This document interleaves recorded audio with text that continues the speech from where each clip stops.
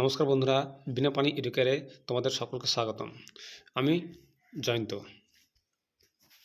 আজকে একটি গুরুত্বপূর্ণ আপডেট নিয়ে চলে এসেছি তোমাদের জন্য। হ্যাঁ বন্ধুরা, তো সেই আপডেটটা কী জানতে হলে তোমাদের এই ভিডিওটা সম্পূর্ণ দেখতে হবে। তো অনস্ক্রিন তোমরা এখানে দেখতে পাচ্ছ, রাজ্যের পঞ্চায়েতে 6,000-এর বেশি খালি পদে শীঘ্রই নিয়োগ হতে চলেছে রাজ্যের পঞ্চায়েত দপ্তরে, প্রায় 6,000 প্লাস ভ্যাকান্সি নিয়ে। তো অনস্ক্রিন তোমরা এখানে দেখতে পাচ্ছ, রাজ্য মন্ত্রিসভা পঞ্চায়েতে 6,734টি শূন্যপদে নিয়োগে ছাড়পত্র দিয়েছে। দীর্ঘদিন ধরে পদগুলি খালি ছিল। নিয়োগের ব্যাপারে ইতিমধ্যে কমিটি গড়া হয়েছে, যার দায়িত্বে থাকবেন সংশ্লিষ্ট জেলার জেলাশাসক। সরকারি পদ্ধতি মেনে সেই কমিটির অধীনে নিয়োগ প্রক্রিয়া চলবে। মন্ত্রিসভার বৈঠকের পরে রাজ্যের মন্ত্রী মানস ভূঁইয়া জানান, ত্রিস্তর পঞ্চায়েতে এই নিয়োগগুলি হবে। তথ্য অনুযায়ী গ্রাম পঞ্চায়েতে বিভিন্ন স্তরে প্রায় 5,590টি পদ খালি ছিল।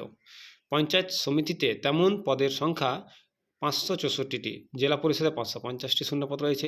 এছাড়া ঠিক হয়েছে শিলিগুড়ি মহকুমা পরিষদের প্রায় 30টি শূন্য পদেও নিয়োগ হবে।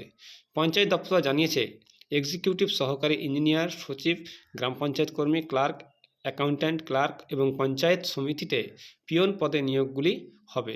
এছাড়া পুলিশের কনস্টেবল পদে প্রায় 12,000 নিয়োগের প্রস্তুতিও চলছে বলে সরকারি সূত্রের দাবি। দমকল বিভাগে 3,500 খালি পদের মধ্যে অন্তত 1,000 পদে নিয়োগের প্রস্তাবও সম্প্রতি পাস করা হয়েছে।